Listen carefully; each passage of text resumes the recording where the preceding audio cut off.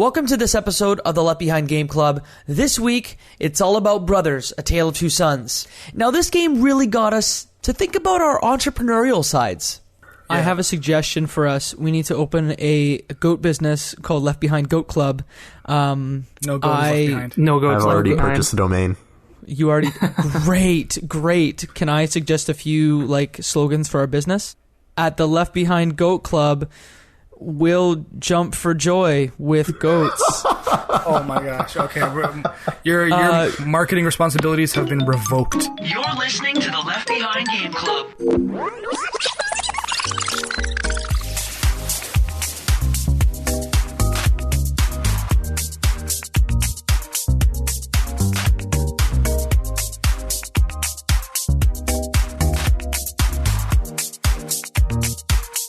Welcome to the Left Behind Game Club, our never-ending attempt to make sure that no game is left behind. I'm your host, Jacob McCourt, and with me, three wonderful guests today.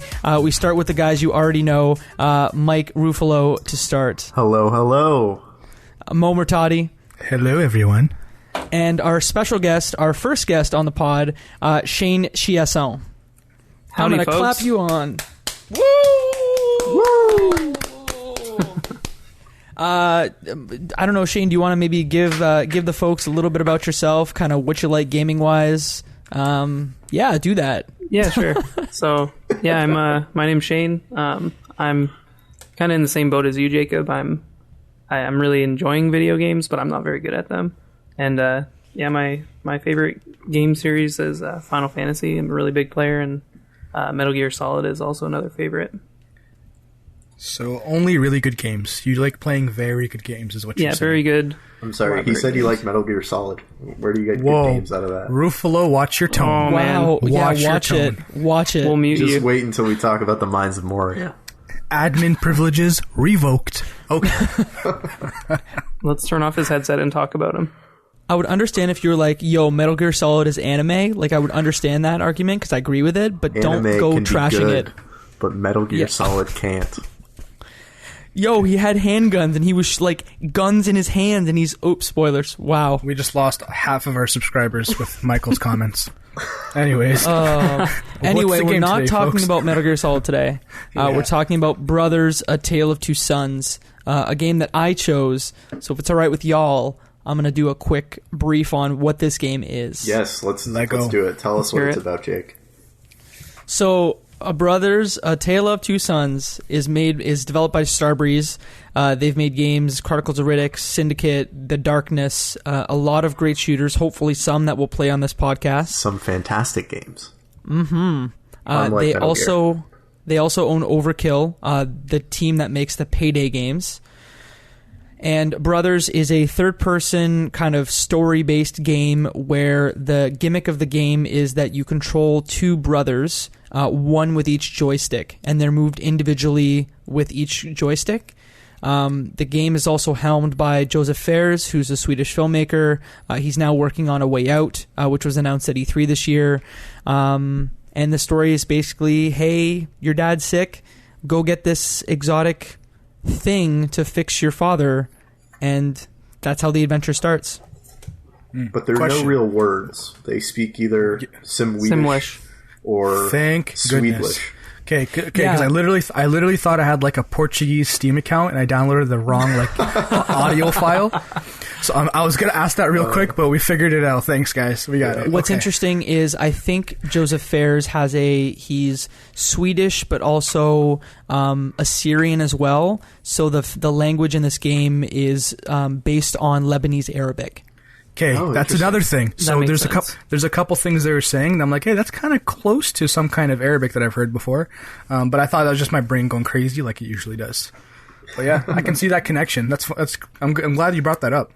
The one You're guy's welcome. name, Naeem, I think is definitely a Lebanese name. That's what I called him, at least. Yeah, the younger brother. I think you're and right. The older brother. Yeah. So Jacob, tell us how the game. What the interesting thing about the game is. So my experience, I'll start with my experience with the game, and then I'll ask you guys kind of what your experience is with it. So I played this game, I think about a year after it came out, because it was being talked about, as we've talked about in other episodes, been talked about on Game of the Year podcasts about like, hey, this game's really dope, you should check it out. I really wanted to play it because I have a younger brother as well. So that story of two brothers going on an adventure, like that's something that I was very interested in checking out. So I've played this game once before, about a year after it came out on Xbox 360, and I now have played the game for a second time on iOS. And I'm telling you right now, if you're listening to this and you haven't bought the game yet, do not play it on mobile. All right, that's a good warning.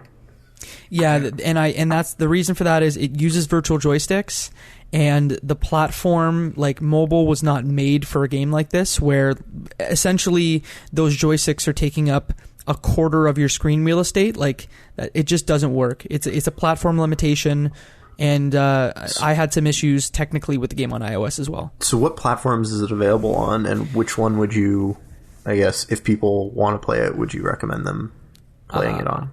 I would say get it on any platform that's not iOS, Android, or Windows Phone. It's available, I believe, on 8 platforms: PC, Xbox One, Xbox 360, PS4, PS3, Android, Windows Phone, and iOS. And that's pretty good. I'm not even reading that. Don't play it on mobile. Play it on any of the other platforms.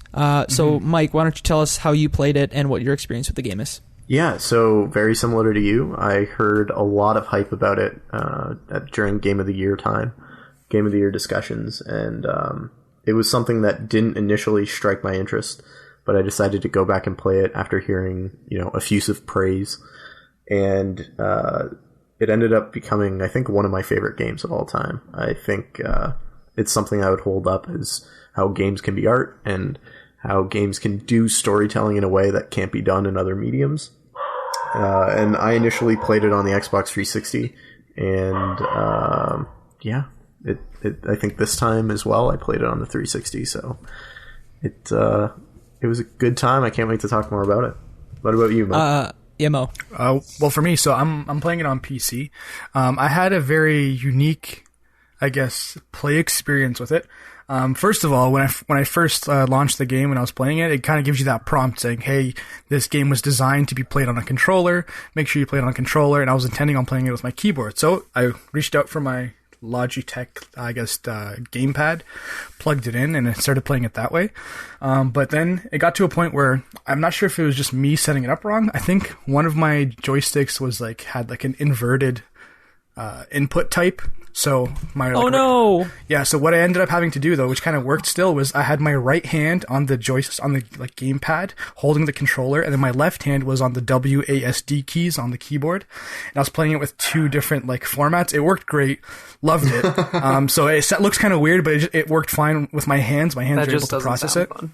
Yeah, but it was actually good, because one thing with me with games, and maybe you can tell by the previous podcast, is I'm a sucker for game mechanics, new ways of playing a game. And then when I first launched it, you kind of get control of those 2 guys, one with the left hand of the controller, the other one with the right hand, and you kind of move them independently. You kind of have to work that way. That instantly I was like, okay, this is going to be a good experience almost before I even got started playing the game.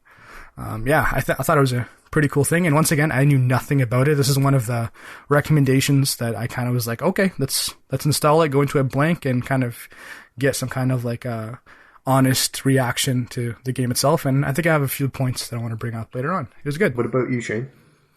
Yeah, I'm in the same boat as Mo. I knew absolutely nothing about this game before I started. I had no expectations. I played on the PC using a PS4 controller, and my controller worked fine throughout the whole game, and so I just stuck with that. I really enjoyed it. I'm in the same kind of mindset as Jacob as well. I have a younger brother, and I was interested in kind of going on an adventure. And I really felt like they delivered. Jacob, do you want to give us the intro to the story and then lead us into the first section?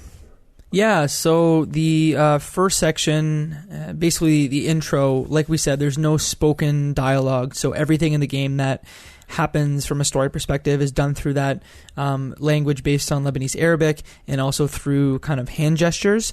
So what you learn is that in the opening, you're the younger brother, and you go through a sequence where you see who I believe is your mother drowning.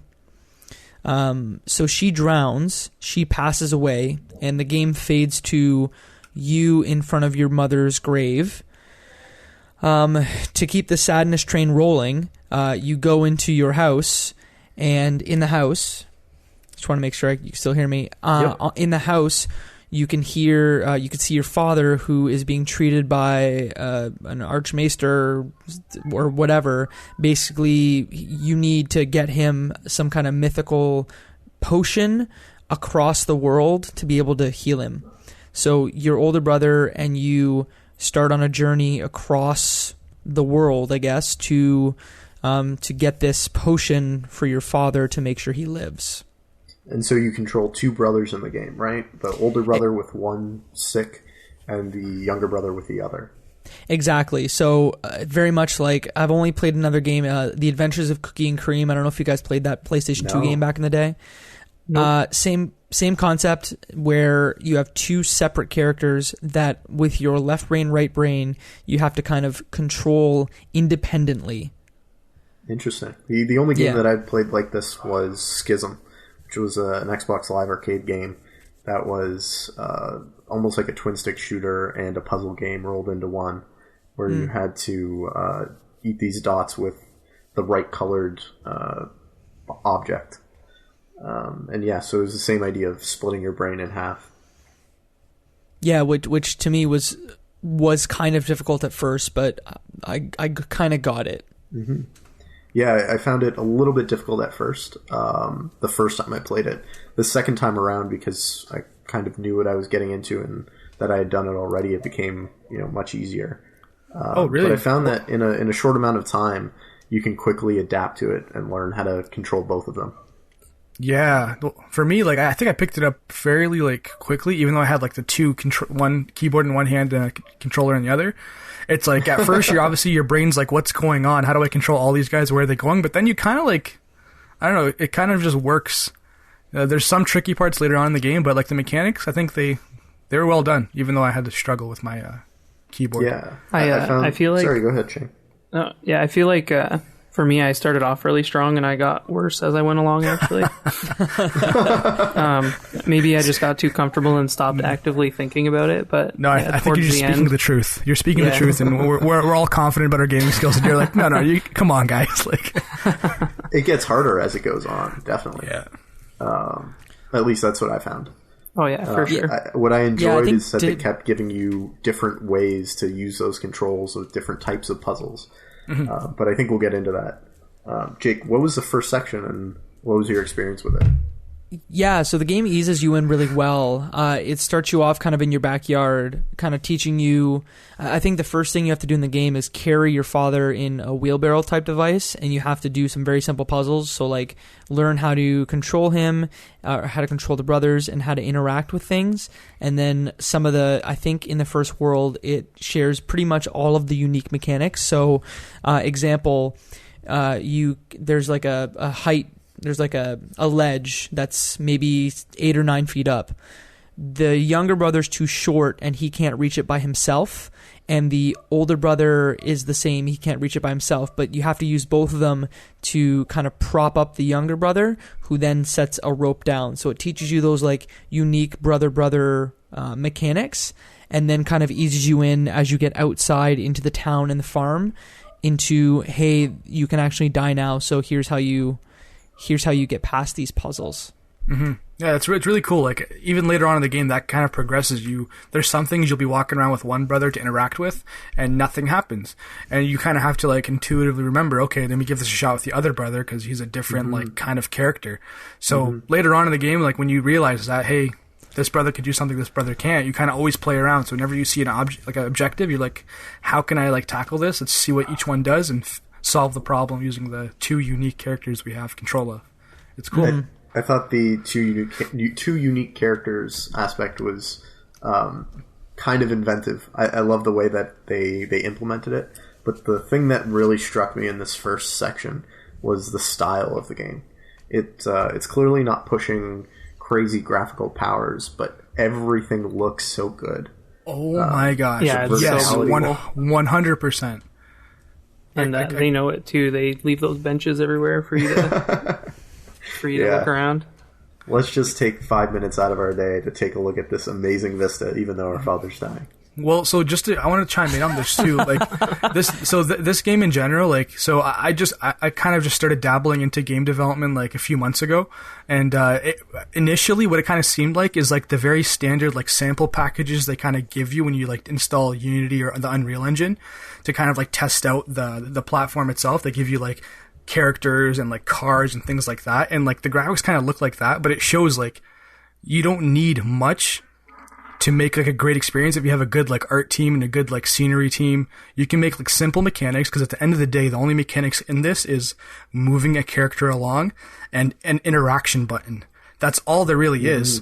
But this game is like, if I was to say that's my review of the game, I should be dismissed from giving any critical opinion about any game forever, because it was so much more than that. But you like Metal Gear, so I mean, you're already on thin ice. This is Stop crapping on Metal Gear, Mike. Like, Metal Gear is on a this great game. podcast. It's a great series. Sure. But yeah, no, it seems like a simple game when you first started, but there's some moments, like, I don't know if we want to jump into it right away, but there's that one level where you load in and there's those wolves.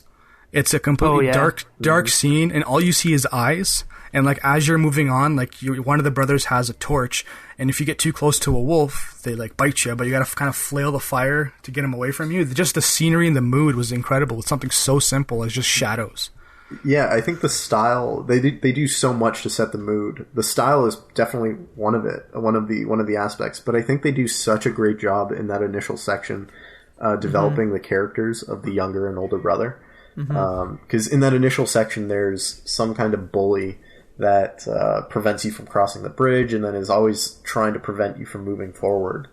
And that's where you find the combination of, you know, the younger brother slipping through a gate, or the older brother lifting up a cage to allow him to get past. You mean Wario's baby cousin that's just like, yeah, exactly.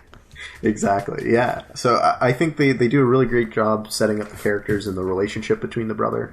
I mean, early on, you get that moment where the younger brother won't go into the water without riding on the back of the older brother, which I thought was a great little moment, because games very often, I think, lose the fear of the character, because so much of it's a big power fantasy. You know, you give characters a whole bunch of different powers, but I think going back to what Mo was saying, of there's only like one real interaction button, and these characters don't have insane powers. They just have the ability to cooperate, which I think makes it that much more interesting. This game design kind of took over, because like the development side, it's like I can't emphasize enough. Movement is pre-built when you use like the Unreal Engine or Unity. You just have to call specific functions. And the interaction button is just to click a button and do something. That's all it really is. There's nothing else. There's no real like other type of interaction, no other weird commands. It's kind of like once you get to a location, you do one thing or you don't do one thing. But the way it was designed, it makes it feel like it's so much more, which is great. Like, I can't emphasize how awesome it was, and how whoever designed it, they knocked it out of the ballpark. Yeah, especially with the unique interactions. I mean, I keep thinking back to the sheep. So when you walk into the sheep pen and you have to actually grab one of the sheep to put it on that wheel, like that wheel. Yeah. I know that what I did, which I guess makes me partly a sadist, is I put the sheep on the bridge where like he would have to go up. So I put the sheep on the bridge, and when the bridge came up, like a potato bug, that sheep just kind of rolled very happily down the bridge. And I very loudly was laughing at just how charming that little like, no one had to take the time to make sure that sheep animated the way it did, but it was like super charming, and I really appreciated the little details that just made the game from a presentation perspective shine. There are so many nice little ways to interact with the world, like spitting into the well as the two brothers, or knocking on the little tin pot over the campfire. There's all kinds of little things in the world that you can interact with that don't really have a gameplay reason, that it doesn't help solve a puzzle or move the story forward, but it helps add character and liveliness to the world. And that's something that I really appreciated. Yeah.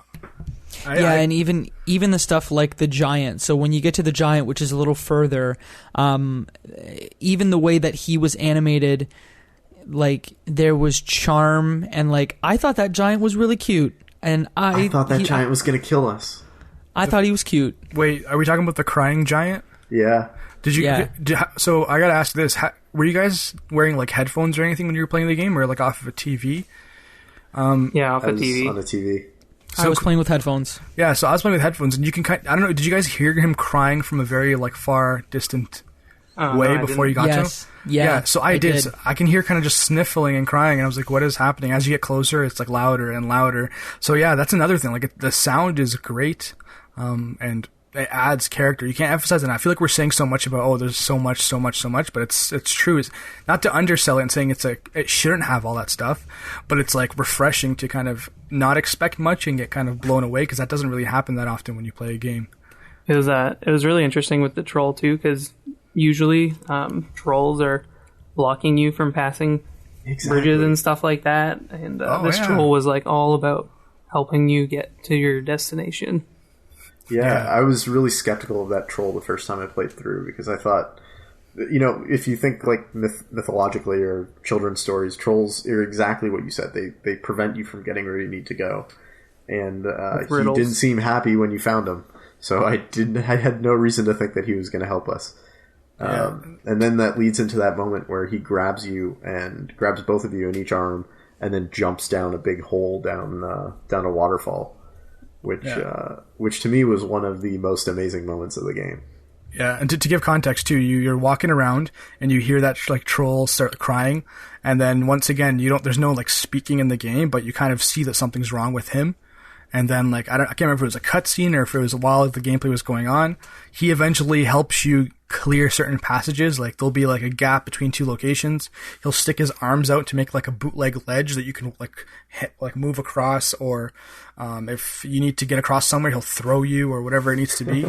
he kind of fills the holes of like the landscape in order for you to keep advancing forward, and you have no idea why. You're just kind of going with the game. He was crying, he was vulnerable, and you're kind of like, okay, I'll just go this way with you. Well, I guess because there's no other path besides following him. But yeah. Yeah, so he brings you underground. So I would almost say the game is very light and lighthearted. It's very storybook-esque, and then the troll takes you underground, where you have to save his lady troll friend, right? which you don't know about. So at the same time, you're just kind of moving around underground, solving puzzles with your brother. And then you get to the lady friend who's trapped in a steel cage in the middle of this kind of arena. And you don't know the great mines of Moria. Yeah, and to be honest, when I first saw it, I didn't really realize that he led us down there to meet her. I just saw like just another troll that I have to help. And it wasn't until you kind of pass that portion of the game, that portion of the game, when you see, oh my gosh, this has something to do with that original troll. Maybe because I'm not paying attention to it, maybe you guys picked it up, but when I played it, I just saw, okay, it's another troll I have to help out. Let's just see what we can do. Especially because he doesn't come with you throughout that underground sequence. It's not like he's a constant presence. So it's easy to forget about him and think that he was just helping you get down there, and that was where you needed to go before you got to the next section. Yeah. I definitely didn't think that we were saving his girlfriend or wife until the very end when you see her. And I have to say, when you trap, I don't know if Mo, you were going to say this, but when you actually trap the troll in the cage, like I was smiling the whole time because I'm like, hey, I got him! Hey, let's talk about that actually. So it's essentially the first boss. Would you guys say that? So when you see the lady troll, what she end up pointing you to is she points to another troll kind of hiding behind this gate, and you have to use the younger brother because the younger brother is the only person small enough to go in between these like kind of like jail cell bars. So you lean over, you grab a key from this other troll that's kind of not facing you. You walk back to the lady troll and you release her steel cage that she's in. She gets out of it and just runs away. And then when she runs away, all of a sudden, the big troll guy that you took the key from, he kind of notices something's wrong and comes back and enters this arena with you and is looking for you. And you're kind of like stuck there, you and your brother, with a giant troll in the middle of the arena kind of hunting for you. And you have to figure out, like, how the hell do I tackle this? Does anyone else want to kind of carry on from here, how you kind of solve this, like, puzzle of a giant troll in the area? There's a cage in the middle. And there's you guys trying to kind of survive in this first boss game. And you have, once again, you have no weapons. All you have is an interact button and the game designed to kind of defeat him. Well, the puzzle portion of it seemed pretty clear to me of the little brother has to go through the gate and not step on any of the bones. But once that was finished, that's when I kind of, I died the first time. No way! Didn't know what to do next, yeah. Oh, I don't know if, Shane, you were about to say that, but, like, for me, I got it, like, right away. I saw another set of, like, kind of jail cell bars. I knew the little brother was going to be the one to kind of win this portion of the game. I was just going to ask if anybody beat it without dying. Me, first try. Wow. First attempt. Maybe it was just a gut reaction, but I guess, do you want to set up how you defeat this guy, I guess? Spoiler alert. Yeah, for me, I had the older brother, move the lever and open the cage, and then I was just thinking, like, how am I going to get the little brother in there and out? With the troll, and I died a few times doing that, but then eventually I kind of thought that there was a sweet spot near the opening, and he ran all the way in, and then I got out and trapped him. Yeah, well, not to kind of be all in this portion, but for me, like, as soon as we got in there, that's what I did. I took the older brother to control the kind of, like, the gate area. I walked in and I screamed at the guy. So, like, I pressed the interact button and he screamed, like, hey, hello, or whatever that language is, saying, like, come over here. The troll saw me. The second I saw him come around to go into the cage, I just squeezed out and I closed it on him using the older brother who was next to the lever. And it was, I don't know if maybe just I was in the right place at the right time and it just kind of clicked, but it seemed like there's a cage. It was locked before. I have access to open and close it. My brain was like, all right, get him in here. If he's looking for you, let's make sure he finds you and go into the right spot. That was my first thought too. I was very happy to hear you guys say that because I played the game before, right? So I think I kind of remembered parts of it where I'm like, oh yeah, just like wherever there's a cage, the little brother can squeeze through. Yeah. So it didn't take me long to do it, but I would imagine the first time I did it, there was a little bit of trial and error with it. Oh, wait, so you got the brother out of the closed cage? Yes, correct. Oh, wow. No, that's not how I did it. Oh, no, that's not how I did it at all. Oh, really? Cool. No. How did you guys do it? Wait, yes, Ruffolo, we're on the same team. Yeah, Mo and I are on the same team here. Wait, no, I don't like you. You don't like Metal Gear Solid. Never mind. I'm just kidding. Now, Shane, did you not run with the little brother? Like, you ran at the cage, and then you basically at the same time started crawling through the cage with the little brother and closing with the big brother, right? Yeah, like I had the big brother. I just kept the cage open, and then little brother, he just went in like right around the corner of like the opening, and then as soon as the guy ran in, little brother ran out, and then I shut it. But yeah, I didn't slip through the cracks. Oh, I slipped through the cage, so Same. You're the only one that did. Oh wow, way. I didn't know you. I didn't think of that. Yeah, because you know how early on when you grab the key, he's kind of moving in like a cage-like gate that has the same spacing as the actual jail cell place. So that's kind of why I did it. So you kind of just ran out really quickly and kind of like, yep, gotcha. Okay, hey, that works. He's trapped. I thought it was too tight for him to squeeze out. No, but yeah, it works. At the end of the day, we trap the mean troll, and then as soon as you trap him, you see the female like troll come back and is like, hey, come up here, come this way, and she's like back, kind of helping you up to get out of this arena, and you kind of advance forward. And is this when you see the husband troll? I guess is this that at this point? I can't remember. Yeah, so the husband troll greets his wife or girlfriend or whatever, and then you see it for the first time, and then pushes you off into the next section, which is the mountain, and then the sky, the more the sky section, right? Right, exactly. So Jacob, do you want to walk us through that? Yeah, so to me, all that I'm really great at taking notes sometimes. So my notes say, the goat section was fun. Hang gliders are awesome. Jack and the Beanstalk, ? Going up the castle, and then a bird takes flight. Those are my notes. Right, yeah. Oh, wow. So the only thing I remember in that is my favorite part from the game, which is the goat section where you like use these goats where you're like skipping or it reminded me a lot of the like climax of Journey. Or like that really nice moment in Journey when you're coming down and you're like surfing on the sand and the sunset pans. Like that is one of the most memorable gaming moments I've had in the past 10 years where you're like on the sand and then there's the camera pan and you see the sunset just beautiful. Like this section is very similar to that where you're like jumping on the mountain like little rocks and you're using the goat to jump over these little sections and make it to the top. Yeah, that was definitely one of my favorite parts as well.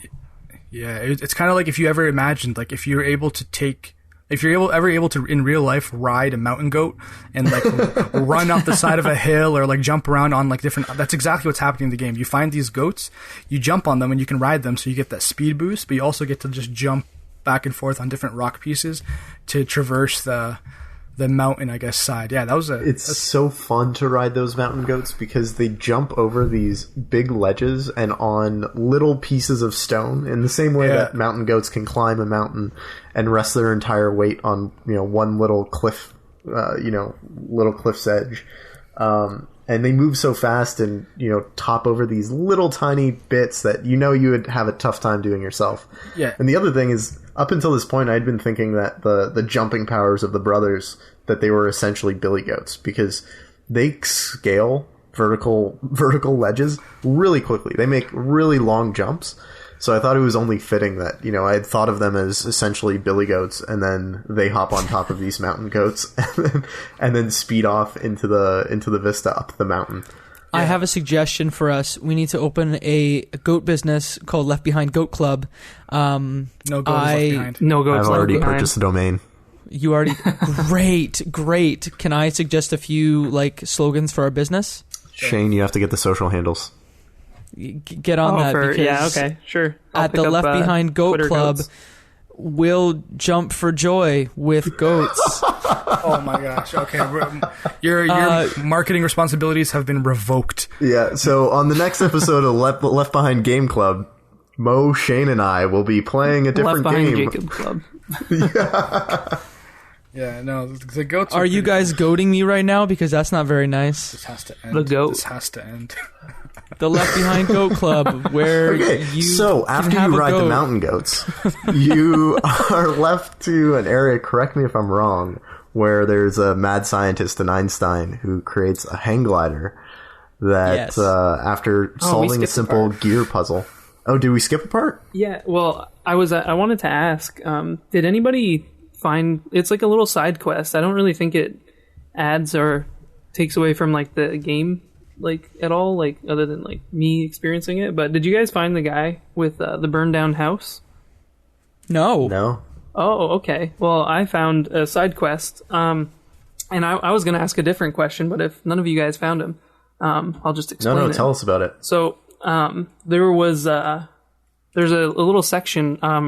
I don't remember what it was for. It was definitely before the goats, but you could make a right on the road, and there was a guy, and he had tied himself in a noose. Oh, he was going to hang himself. That's when it got dark real quick. Yeah, but so I found out that if you were the little brother couldn't lift him. So then I purposely died and then reset back to that point. And the big brother can lift him, and then the little brother can untie him, and then he just sits there on the ground and cries. But if you look into it further, there's clearly been a fire in what looks like a house, and the younger brother can squeeze in there, and he gets a little box of some kind and gives it to the crying guy, and who just tried to kill himself. And then he plays it's a music box. He plays the music box, and then they have a funeral for his family. Wow! So, I just left him crying. I didn't even care. Oh well, if you would have left him, he would have been dead. I got the box, but I figured that was just part of the story. I'd forgotten about it because there's so much memorable stuff in that stretch that I just forgot about. Did you guys save him, or? No, I just saved him and then I let him cry. Oh, okay. I saved him, and I just never thought of him as the burned down house guy. Yeah. Oh, okay. Yeah, no, I thought he was just like gothic described him and as the hanging guy. But did you see the burnt bodies underneath a towel? Yeah. So they bury them. If you give them the music box, there's a little cutscene where they bury those bodies and they say some kind words in Singlish. So in case it was missed in the original recording, so we have to emphasize this, even though it's kind of gruesome. You're walking along, happy game, kind of like dark and positive moments, and you see a guy hanging himself and like choking on like the edge of this like rope, and you have a quick opportunity to save him. This is completely like blindsided. I didn't really expect it. It was like, okay, what is going on? What kind of game is this changing into? Because originally you're like, okay, your dad is sick, you're saving him. There's a troll. And then, holy crap, someone's hanging themselves and committing suicide. Like, good morning type situation. I wonder if there's a reason why his house caught on fire. Because, like, as far as the story goes, I don't really think it fits in. Oh, okay. Life insurance, house insurance. It's all insurance money.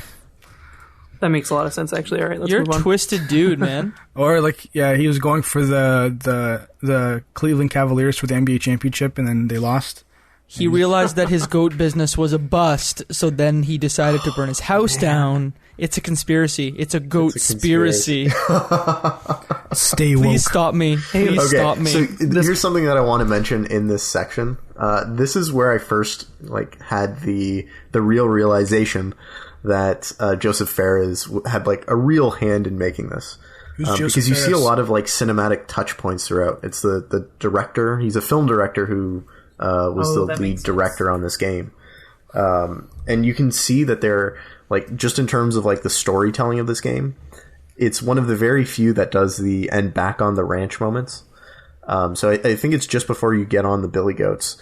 It cuts back to your father and the monk / priest / doctor who's trying to take care of him. And it sort of reminds you of the stakes at hand. And, I've heard a whole bunch about script writing and screenwriting and things like that. And one of the very common things that it says is to, always go back on the ranch to have different peaks and valleys in the story and to remind people of what the stakes are. And, when I saw it again this time, it made me think there are not many games that I know that cut away to a different part that isn't the main character to remind players of what's going on in the story.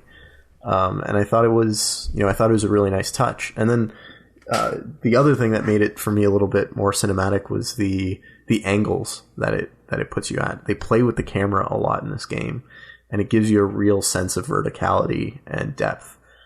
Specifically when you're in the mines and you're looking down a lot, you see trolls working in mining below you, and you see like their silhouettes or shadows in campfires and things like that. And it's just nice cinematic touches that I don't think most games pay attention to. I just want to ask, camera control. My camera control was like swiping on the iOS device.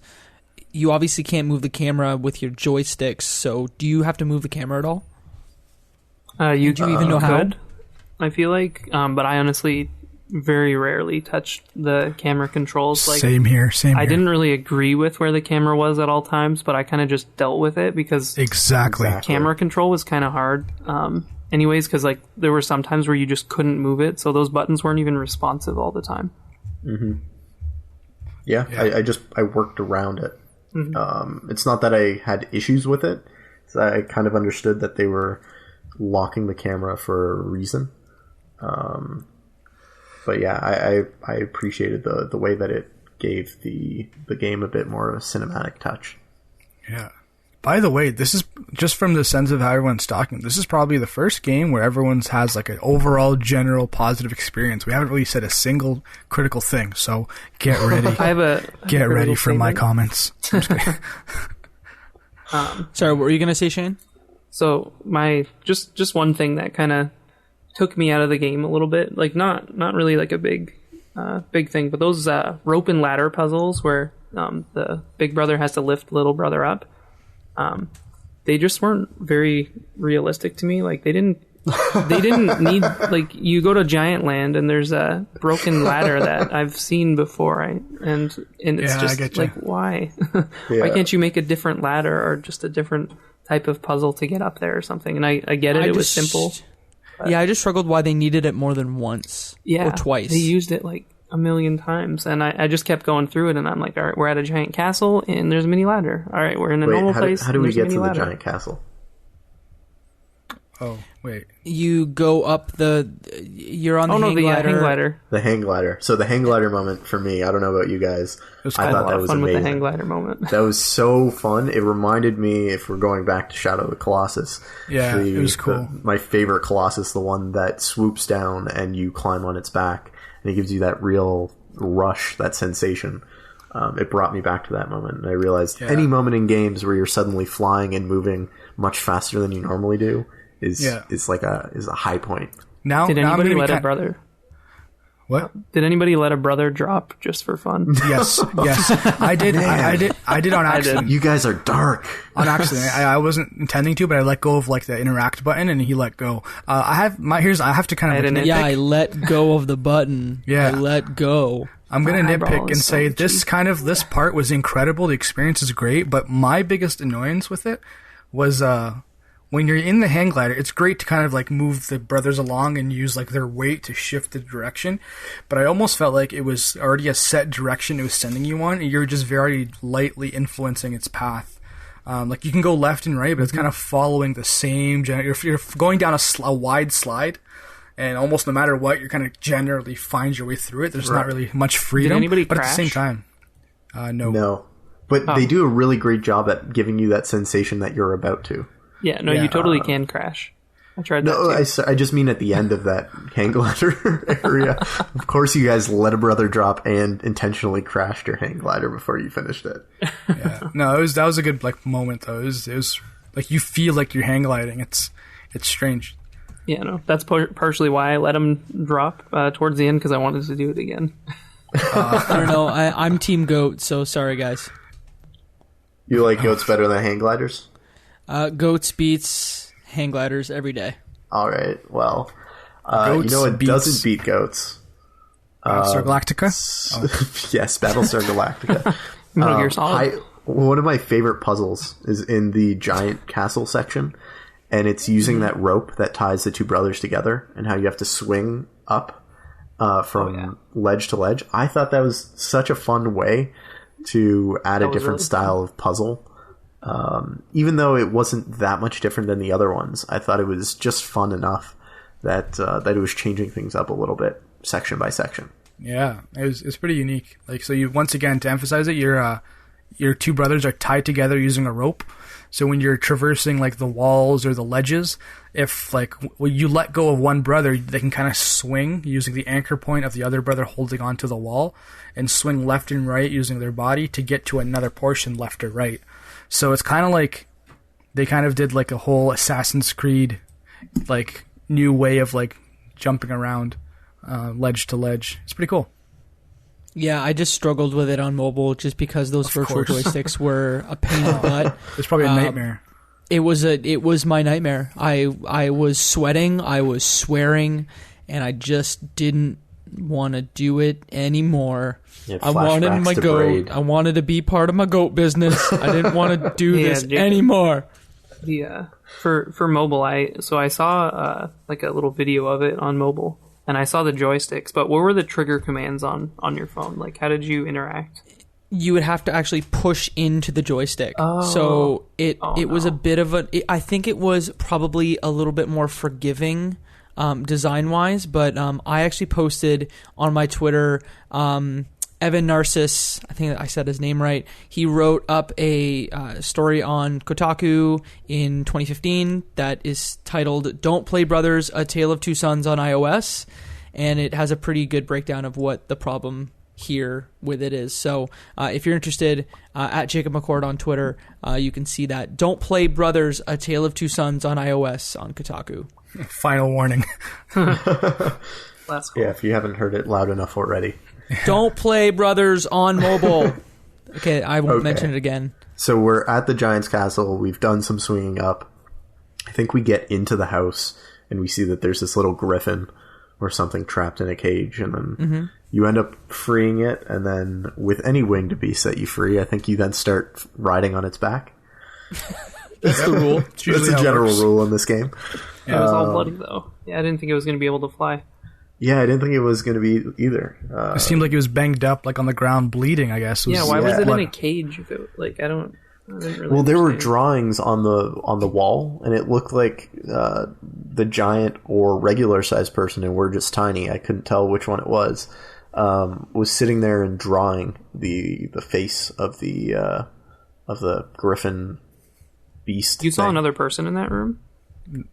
No, but there were drawings up on the wall, and they looked like they had been sketches. Someone trying to draw it. So to me, it seemed like they were keeping it captive, so that way they could use it as a subject for their drawings. Yeah. It probably tried to escape and banged itself up on the sides of the cage.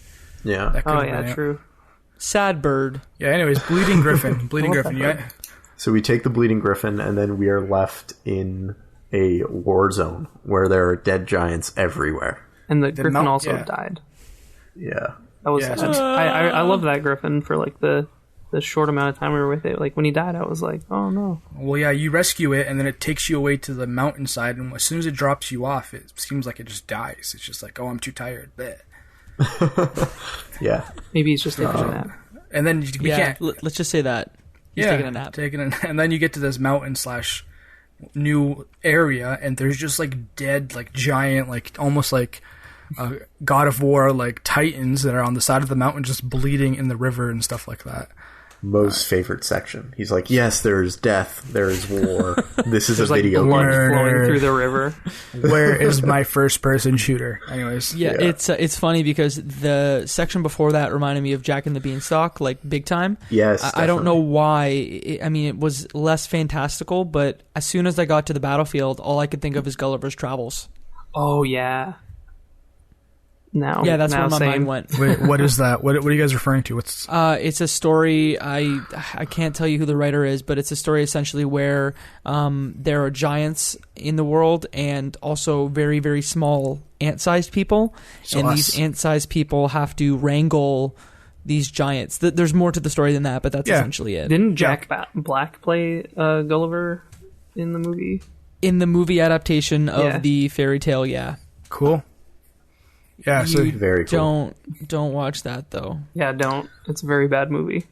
Okay, great. Anyways, don't play Brothers on mobile, and don't watch Gulliver's Travel with Jack Black. We're making a list, and we're checking it twice. Done. Yeah. This is after we start our goat business. Yeah. But before we start the goat business, we have to impale a dead body with a crossbow. Oh my god! That was and sever some limbs. Yeah. Oh my god! Sever Do you guys some remember limbs. the axe? When it fell, the guy's leg fell off. It was like Play-Doh. Yeah. So I guess more to give context to that, when you're moving around, you find yourself interacting with giant weapons, and they interact with those giant titans that are laying on the side of the mountain. They're dead titans. So the one that you have to do is you find this giant crossbow. So you use the two brothers, one on each side of the crossbow, to pull back the tension on it. And then you go to the back of it, you fire the trigger, and you realize, holy crap, it's pointed directly at this other titan's head. You shoot him, and he kind of I guess reveals the new area because the body falls down. And you kind of move that way. And his arm moves out of the way. The bodies hit the floor. Follow. The bodies hit the floor, exactly. And then with the axe, that one's probably the craziest one. I can't remember how it was initiated, but you eventually drop a giant axe that falls on the limb of one of these titans, and it now becomes just a loose object the size of a giant a trunk of a tree, just kind of hang there. That now you can kind of move on to the next area. Pretty gruesome. So then, what's the next area? I think after you get there, you go down into a snowy area, and is that not where you meet our lady friend? I think you're right. Yeah, you end up at that blood ritual place. Yeah, with those Oh yeah. Where you have to pretend to be their god. That was amazing. That was cool so though. Good. Yeah. When the kid was going, ooh, I was dying with the headphones on. Yeah, so this one is pretty. It was pretty cool. So you land there and you see these Mayan ritual people kind of grunting and doing a bunch of stuff, and there's a flow of blood from the blood from all those guys in the mountain in the battlefield. You end up covering yourself with the blood and you become all red, and then you see a little emblem of a person kind of standing on top of each other. So you tell your little brother, hey, go on my shoulders. You walk up to these Mayans and they think you're some like god of some kind, and they move out of the way, and you end up rescuing this lady. And she follows you along, realizing that you're not a god, you're just two kids stacked up on top of each other. and you escape like the little Mayan like tribal area, and these guys are just watching you. A real Scooby-Doo moment for sure. BoJack Horseman reference right there. Oh, really? No, it was I thought it was pretty cool. Just the way it was done. And once again, the mechanics, you're moving around and you're just pressing an interact button. The landscape and whatever's happening in the landscape kind of makes the story great. Yeah. Yeah. And so except this lady sucks. But you don't know that yet. Oh, but did you guys notice? The older brother starts falling in love. Yeah. You can tell that he's smitten with her.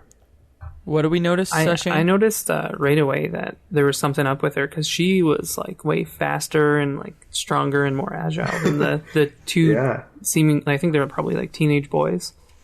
And I didn't know anything. I thought she was. That's a good point. She has some crazy long jumps that she makes. She's fast. She's like jumping. She can and throw she crawled rocks. over a log really quickly too. Yeah, I thought she was just like a princess with superpowers. Gave her the benefit of the doubt. Yeah, and so these were the rules of the world, that you can climb up mountains very quickly and ride. Yeah, so why did we give her the benefit of the doubt? I guess who wants to kind of take on this next section? Why did we give her the benefit of the doubt? Yeah, I think Big Brother did. And I think we know why. Explain it in words, Shane. This is a clean podcast. What do you mean? The blood was in his head? Oh no, I didn't say that. I said I don't understand. Anyways, can you explain? Yeah. So, go ahead, Mo. Mo, save us. Yeah. Okay. So, anyways, because it's kind of almost like I'm almost drawing a blank. So you follow is this when she takes you, I guess, underground? Is that where we are? Mm-hmm. So first we start. Where was the blood? Where was it? No, Michael, go. So we end up getting to an outside snowy area after she allows us to be rescued. And we find a big mama turtle with none of her babies nearby. Somehow she's lost them. So you and your brother pick up the little turtles and you drag them over and you splash them in the water. And then the mother doesn't even say thank you. She doesn't let you ride on her back. She just leaves. Yeah, I noticed that. Never appears again. Yeah. But after that, you then move on to, I think, a section where you stumble across a big castle with a bunch of people's bodies snowed over. And ooh, that's scary. Yeah, it was pretty scary. But did you notice that they just using turned a big into catapult? Snow? Yeah, they're just snow. So you can't. At least I couldn't tell if they were initially people. They looked like they were people that were fighting to get into the castle. But I think you come to find out once you're inside that they're maybe trying to kill the thing that is inside the castle and not trying to get in. Did anybody get caught by that invisible giant? Yes, like twice. I did. Oh, okay, because I'm thinking maybe he turned them into snow. Maybe that's... Yeah, I didn't. Maybe that's what it was. Yeah, so essentially you're in there and you see all these like frozen, I guess, people, but they're all made out of snow, and you see giant footsteps of like a giant, I guess, Bigfoot / Yeti. Yeah, that's just like hunting around. And every time it comes near you, you kind of hide behind the people made out of snow to kind of mask yourself and then walk around them. And then eventually you get to a place where you're escaping from him and you get inside of a house. And then he walks up to the house, picks it up, and throws it. And then the chase begins where you're running away from this giant invisible Yeti where you can only see the feet until you get to this bridge. Whereas once you cross it, it's kind of like the Lord of the Rings, the Fellowship, where like the Balrog falls through and he falls through. But luckily, he doesn't grab you with a whip or anything. He just kind of falls to his doom once you cross the bridge and you move on to the next place. And then as soon as that whole castle town section is finished, you're outside of the city, and the girl, the lady, the woman, the future spider, ends up saying, "Hey, you should come down into this hole here. I'm gonna." Don't go in the hole. Don't go in the hole. If a stranger asks you to go in their hole, you don't go in the hole. Isn't it what you learn as a kid? Don't take candy from strangers. Look both ways when you cross the street. Don't go into a hole. I didn't realize why. I don't know why. Number 3 lesson for sure. Yeah. Yeah. So the younger brother says to the older brother, like, we should not go down that hole. And the older brother, in all of his wisdom, says, but I really like this girl. He's selfish. His father is dying. Yeah. Yeah. Guys, so you end up going down in the hole, and it switches to a side view. It made me think of what's it called? Shadow Syndicate? No, the XBLA game. Shadow Complex. Shadow Complex. That's it. Metroidvania style game from the developed by Chair. Yes, Chair, exactly. And so you end up seeing all kinds of mummified bodies and a nest, and you realize that you're walking towards it, but you have no choice because she's behind you. And as you move forward and get inside, she transforms. She turns the light in the cave off, turns into a giant spider. And now you understand why the tribe was trying to sacrifice her. Yeah, and it's literally like Lord of the Rings reference once again when Frodo's caught in that spider area, and you're like, there's nowhere you can go. You're inside of a spider nest, a giant spider nest, and I guess it sets it up. The younger brother is inside of I guess, you know those giant like water bubbles where you go inside the bubble and you go like run across a lake? You've probably seen them online. You're kind of moving around in this giant bubble while your older brother is getting attacked by a spider. What a reference. Yeah, it reminded me exactly of that mini game in Fusion Frenzy of trying to bump, or in Mario Party, trying to bump people off of the edge. Yeah, that was a bumper fun balls. Boss. Yes. Yeah, it was cool. You're So in a giant hamster ball. Super monkey ball. Exactly. Yeah, exactly. So you guess here's another boss battle where you kind of have to use the younger brother to build momentum to knock into the spider. The spider gets knocked over on its back, extends a limb, and then you use the older brother's bigger strength to rip off the limb. It's kind of pretty gruesome. And you do this until she probably has, 2 limbs left? Yeah, just 2 front legs. And then the worst thing that could possibly happen, which I didn't believe, she stabs the older brother through the stomach, like with one of her legs. And you're kind of like, wait, what? Like, the game isn't over. Like, we still That's have, like, not an how objective. it's supposed to go. Yeah, That's not how it's supposed to go. But see, it was I was shocked. I was shocked. Yeah, I didn't believe it. I thought, this is like a dream or something, because, like, it can't end now. Like, what do you mean? Like, there's still a story. We didn't even, like, what's the dad? Like, how? I've never seen a game, like, abruptly kind of, like, hit you with something like this. When, like, now it's like, okay, you don't even know what's going to go on after this. Like, how does the game progress? I thought, okay, maybe we're near the end. Maybe we're going to get the cure and it's going to fix him. And then I thought, okay, if that doesn't happen, how do I get back? It took both of us to get here. How do I get back without him? Exactly. I don't think there is a direct path back either. Yeah. We flew half the way, so. Yeah. So brother gets stabbed. Mo, what happens next? So from just my memory, I'm not sure if I'm missing anything, and someone chime in if I am. This is when, like, he's dying. You end up getting the I guess the water, the mystical water or whatever it is. From the Tree of Life. Yeah, from the tree. So it's another little puzzle where you just use the younger brother. You give it to the older brother. He drinks it, but, like, nothing really happens like this. He's not being healed or anything like that.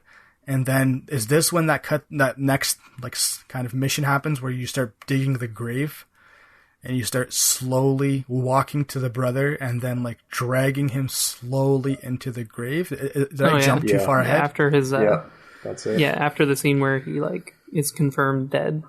Yeah, your walking speed goes down, like, maybe, like, 75%, and you have, like, a slow, like, paced walk. And you know what? I have a good explanation of this one. Metal Gear Solid 4. Oh, get out of here. Crawling through the microwaves. At the very end, when you're tapping the button, trying to crawl your way out. Okay, whatever. We know. The same tension is going on. You're, like, walking to your brother's body, dragging him slowly into this pit that you dug away, and you're kind of, like, connecting the dots. Wait, what? How is it ending?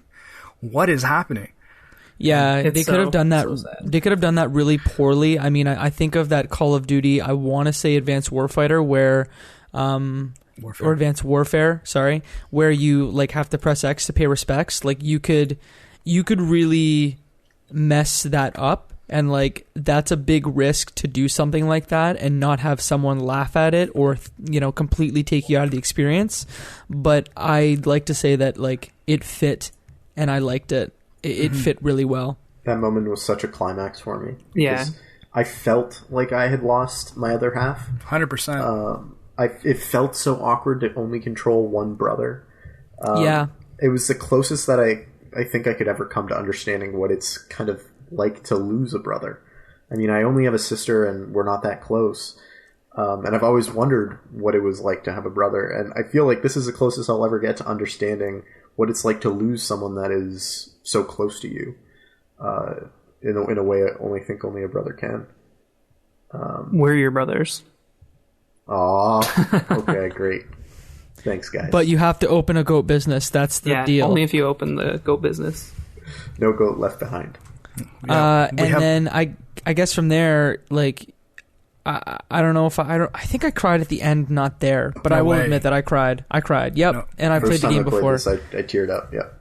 Yeah. So you get on this griffin again and go back home. Exactly. And you give your dad, I guess, the potion.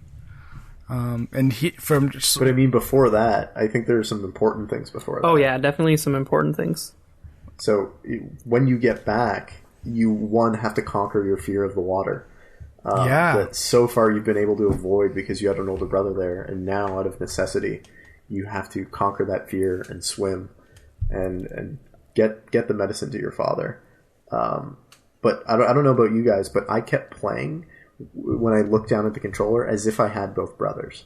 I was using both joysticks in the same direction, trying to control as if there were two brothers, because my mind still hadn't processed that one of them. It's a one-handed game now. Yeah, exactly. And it felt so awkward being a one-handed game that it, again, left me feeling like there was something missing, that there was a sense of loss. I wonder if that was a conscious design decision to go, let's put the little brother on the right stick so that when your older brother passes away, it's going to feel, one, already awkward, but two, what game do you move unless you change the settings with the right stick? That's a good point. From a development point of view, it's already built that like any input coming from the right side of the stick is going to be related to the brother.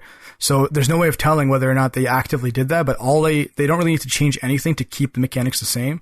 I think they just, once the brother was dead, the inputs coming from the left side just didn't do anything or activate anything. So I don't know. I mean, like, was it a design, why can't I say design decision at the beginning to did they intentionally put them did they intentionally do that so that you would feel even more awkward? Oh, maybe. Yeah, okay. Someone with the right only. Mm-hmm. Like at one point was the little brother ever on the left stick, and then at the end realized, oh, it makes more sense to put it on the right stick, so it's more jarring. Maybe, yeah. I wouldn't. To be honest, with the whole experience of it, I feel like this was a well thought out game. Every little bit of it was well thought out. And when he learned how to swim, like when you guys figured out to press the left toggle and stuff, does anybody have like vibrate on their controller? Nope. So I played iOS. No. So when you you're trying to figure out how to get him in the water, and then you press the left toggle, the brother's toggle, and he starts swimming. There's a very powerful vibration that goes through the controller that really makes it seem like you're breaking through something or something like that. Cool. I thought that was a really cool effect. 100%. Because you were already feeling, well, at least I was feeling a little emotional because of the loss of the brother, and for sure. Just that half of the controller just felt empty. And then when you found a use for it again, and you were able to move forward, it was an interesting pattern of vibration they used, and I just thought it was pretty effective. Yeah. When I was playing it on mobile, and you go as a little brother up the tree to grab the potion or the serum, whatever, there was a heartbeat on the virtual joystick, and then I heard a dum dum dum dum. Oh, and he was slowly fading away, and you could see it and hear it as you got further up the tree. The heartbeat actually slowed down, and I believe at one point it actually as you were right to the top, it stopped completely. Oh no! Didn't pick that up. Whole different experience with headphones. That's amazing. Yeah, whole different experience on mobile and with headphones in. But don't play it on mobile. Don't play it on mobile. I don't know if anyone's been listening so far, but I think the one thing they can take away is don't play it on mobile. Yeah. And Jacob wants to open a goat business. Yeah. All of us want to open a goat business. So the final sequence, I guess, since we're kind of there, is what happens days after your father gets the serum, right? Yeah, so he recovers, and then it goes to a cut where he's standing at the grave of his wife, and you as the younger brother walk over behind him, and he breaks down. You're left standing there trying to console him and trying to figure out what your life now looks like. And the game then, the camera pans behind or into the distance out behind the younger brother's head, and that's the end. Then the credits roll. That's what got me. The father, like, because there was a delay in when the father, like, realized that he was in front of the grave and he had now a dead wife and a dead son, which no parent should ever have to, like, bury their children. But there was a delay, and then he just broke down, and that's when I'm just like, oh my God, I'm crying. Oh my God. Mm-hmm. Yeah. For me, it was playing without the other brother. That was the thing that hit home the most. And I think for me, it was because that is the one way that, like, this is the only way that I think this story could be told. You can't have that same impact if this was made as a movie or if it was made as a TV show. Like, it is the way that it could only be made as a game. Sort of in the same way that you can't tell Braid a different way. Mm-hmm. So yeah, I thought that was amazing. It was, for me, when you had to play without the other brother, that I had those tears welling up and that sense of loss. When the brother first died and the griffin came back, another griffin came to pick him up. I thought about that too, and I was like, the only thing that would make me feel the slightest bit of comfort if that ever happened to me was like cuddling with my dog or something like that, like something fluffy and soft. And yeah, I totally, like, when the griffin gave him a hug or whatever, and he was like kind of crying into its feathers and stuff, I was like, oh, okay, that makes sense. Mm-hmm. Yeah, so that's the end of the game. What final thoughts do you guys have based on what we played and discussed? Mo, do you want to start? Yeah, final thoughts. Like, wow, great game. Top to bottom, storyline, mechanics. It had like everything I kind of look for in like a gaming experience. Like, it challenges you a bit, even though some of the bosses were kind of, I guess, easy from my point of view. But like, the storyline was great. Each time you went to a new location, it was different, even though once again, you're just moving around and pressing an interact button. It didn't feel like that. I felt like I was getting a new experience every time I got to a new location. A little bit of problem solving here and there. Visually, it was incredible. I feel like I'm talking too highly of it, but at the same time, I feel like it deserves it. It's all around, like, I've seen some like AAA titles that don't even come close to like affecting me, like, with a good storyline and having good mechanics. And this one, it was really well done. Jacob, what's your take? I mean, I was the one that suggested we play this game. Brothers would definitely be in my top 10 games of all time, just because there are very few games that do what Brothers, A Tale of Two Sons does emotionally. I feel like a games going forward, there will be others. I think of, I played Virginia recently, and Virginia is an even shorter game. It's like 90 minutes, and it tells a very linear story, but the story is like super well done. There's a sequence in Virginia, and I'll stop talking about Virginia in a second, but that, because this is not the Virginia cast, but there's a sequence in Virginia that I argue is one of the greatest sequences in video game history, but more on that later. It does what very few games do from a storytelling perspective, and you have to play it. What about you, Shane? Yeah, no, I'd come into this game not knowing what to expect at all, and as soon as I started playing it, I was like into it like right away. I really enjoyed the aspect of the game of how it was like a single sitting kind of game. I've never played a game that I've beat in one sitting before, so I thought that was really cool. And yeah, just the story, the character depth, and the puzzles and everything, like, it was all very well put together. So I really enjoyed it. I'd probably give it like 9.5 mountain goats out of 10. Fantastic. I would give it a dead spider out of 10.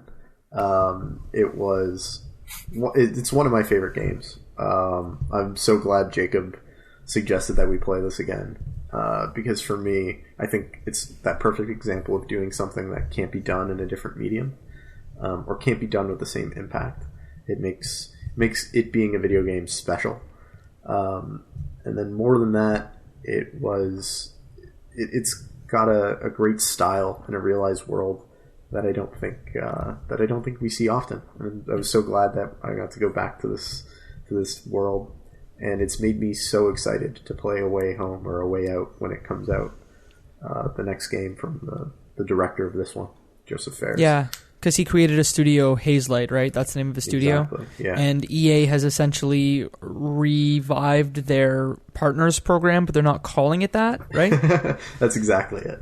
Okay. Yeah, I'm excited to play it too. It looks... what game can you think of besides maybe Kane and Lynch that looks like that? Yeah. I'm just excited to have more of these cooperative-esque games. Yeah, I want to add one more thought too, I think, with the game. It's not really a negative, but it might be seemed as a negative. So game came out in 2013. Right now, it's currently sitting on Steam at $16.99. Now, it's an incredible game. I loved every bit of it. But if I was going to recommend it to a listener, I'd say, you know what? Don't buy it full price. Not because it's a bad game at all, but I feel like this is one of those games that can easily pop up on a Humble Bundle or a Steam sale. If you ever see anything off of it, I think that's the time to pull a trigger. You're going to love it regardless. I don't think it's worth $16.99 just because I wouldn't replay it, but I'm so happy I did play it the first time, and I'm so happy I got it. I don't know if that's kind of saying it's great, it's bad at the same time, but I think that's just one thing. If I was talking to myself in another dimension and I hadn't played it, I'd say yes, if it goes on sale ever, it's an instant buy, instant play, but don't really pay full price because I feel like you can get replayable games for $16.99. I feel like that's your way of skirting the games versus time argument real close there. Mm-hmm. I feel like it's important to reiterate as well about not playing on mobile, because on mobile it only costs $3.99. Okay, I'm done. I like Shane a lot. Shane can stay.